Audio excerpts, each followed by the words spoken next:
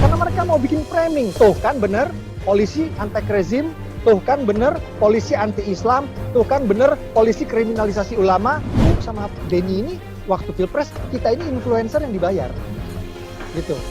Jadi aku rasa kenapa kita nggak ditawarin komisaris, kan lu udah dibayar, masa lu minta komisaris lagi?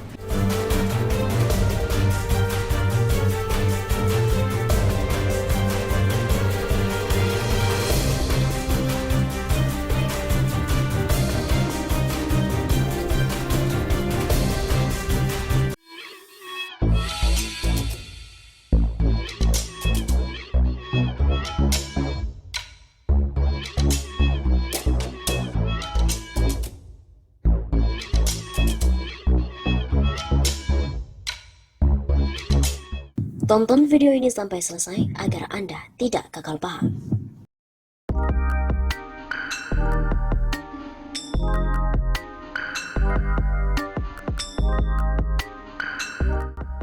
Sudah 2 bulan bergulir, bagaimana nasib kasus tweet Islam arogan Abu Janda? Laporan DPP KNPI terhadap Permadi Arya alias Abu Janda ke Barreskrim Polri pada 29 Januari 2021 lalu masih terus bergulir. Kasus itu berkaitan dengan tweet Islam arogan yang dibuat oleh Abu Janda di akun Twitternya. DPP KNPI sempat menyebut kasus tersebut telah naik dari penyelidikan ke penyidikan. Sejak dilaporkan, kasus tersebut telah bergulir ke Barreskrim selama hampir 2 bulan. Terkait hal itu, Karopenmas Divisi Humas Polri Brigjen Pol Rusdi Hartono mengatakan, sejauh ini kasus pelaporan terhadap Abu Janda masih didalami oleh penyidik. Prosesnya pun masih ditangani Barreskrim. Beberapa waktu lalu, Ketua DPP KNPI Haris Pratama berharap Barreskrim mengusut tuntas laporan terhadap Abu Janda. Kami, selaku pelapor, berharap agar selanjutnya penyidik dapat bekerja secara profesional dan segera menetapkan kasus Abu Janda ini menjadi tersangka. Sebelumnya diberitakan Permadi Arya alias Abu Janda telah menjalani pemeriksaan soal tweet Islam arogan di Barreskrim Polri pada Senin 1 Februari. Pemeriksaan tersebut berlangsung 12 jam dan sejak saat itu, Permadi juga belum pernah lagi dipanggil oleh penyidik.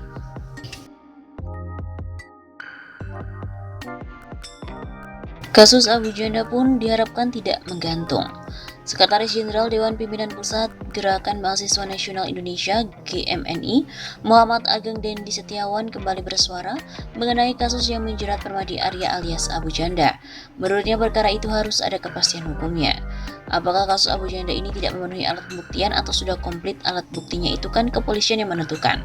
Begitu kata Ageng. Terkait pembuktian salah benar yang dilakukan oleh Abu Janda, Ageng menilai pengadilanlah yang akan memutuskan dan bukan opini yang berkembang di masyarakat. Namun, sebagai kaum yang intelek dan juga terpelajar, organisasinya pun percaya pada kepolisian untuk memproses dan menyelesaikan kasus Abu Janda agar tidak terkesan berlarut-larut dan diskriminatif. Prinsipnya dipercayakan pada pihak polisian, karena untuk menegakkan hukum kepolisian adalah salah satu yang berwenang. Karena ketika kasus Abu Janda terkesan gantung, ditakutkan akan ada kejadian serupa terus-menerus. Jadi harus ada kepastian hukum biar publik juga tahu. Saat ditanyakan mengenai kasus Abu Janda yang terlihat bertele-tele, Ageng menyerahkannya ke kepolisian untuk menjawab. Alasannya karena yang melakukan penyelidikan adalah kepolisian. Abu Janda dilaporkan oleh Dewan Pimpinan Pusat KNPI ke Barreskrim Mabes Polri atas 2 kasus. Pertama yaitu dugaan tindak pidana rasis terhadap mantan Ketua Komnas HAM dan kedua dugaan penghinaan terhadap agama Islam. Polisi pun sudah memanggil Abu Janda sebagai saksi, namun sejauh ini kasus tersebut belum ada perkembangannya lagi.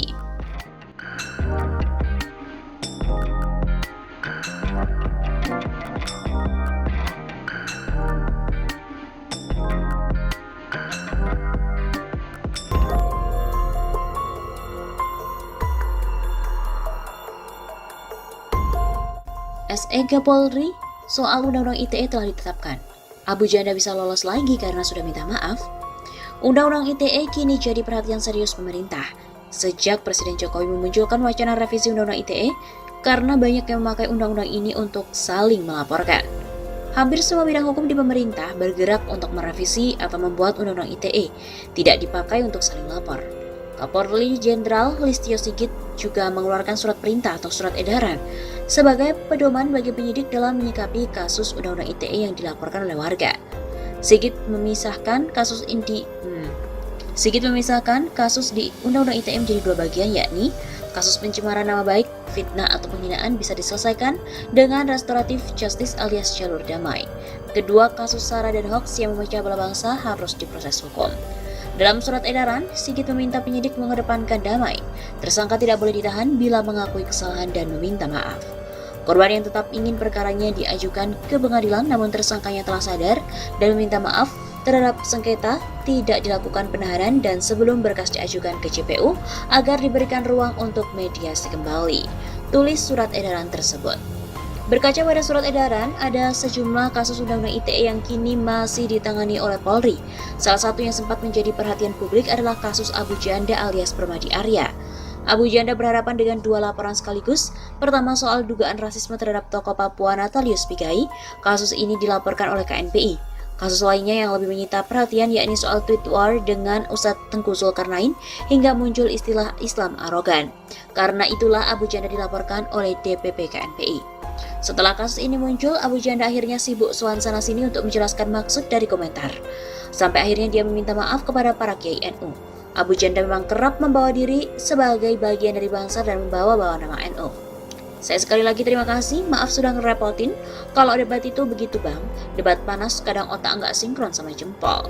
Ujar Abu Janda kepada Gus Miftah dan juga Dedi pada hari Senin 1 Februari.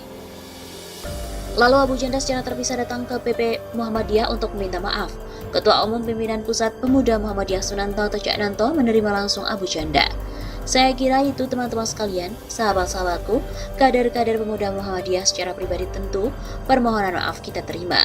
Sebagai sesama muslim tentu akan menjadi kewajiban kita untuk memaafkan semua kesalahan. Biarkan hukum tetap berjalan, semoga hukum tetap berada pada jalurnya untuk menegakkan kebenaran. Pungkas Cak Nanto. Di sisi lain, Polri juga sempat memproses laporan kepada Abu Janda. Barreskrim sempat 2 kali meminta keterangan Abu Janda untuk kasus Islam arogan dan juga dugaan penghinaan terhadap Natalius Pigai. Setelah diperiksa, Abu Janda keluar dan juga tidak ditahan. Statusnya pun juga masih menjadi saksi.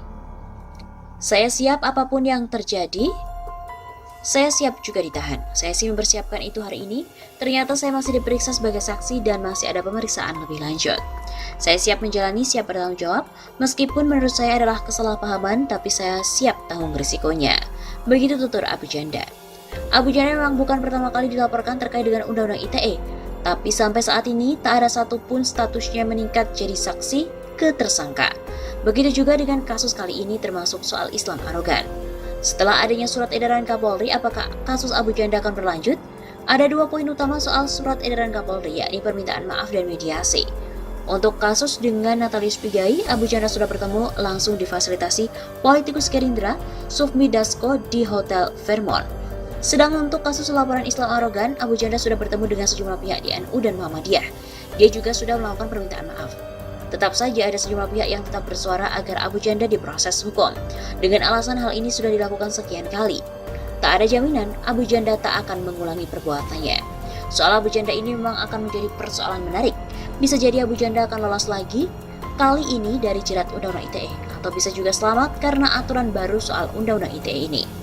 Tapi bila Abu Janda tidak diproses, tentu perlu ada keadilan bagi pihak yang lain. Tak sedikit kasus serupa mirip dengan Abu Janda padahal sudah minta maaf dan mediasi, tapi kasusnya pun tetap berlanjut. Jadi kiranya bola kini ada di tangan penyidik, hanya polisi yang bisa memutuskan lanjut ataupun tidak.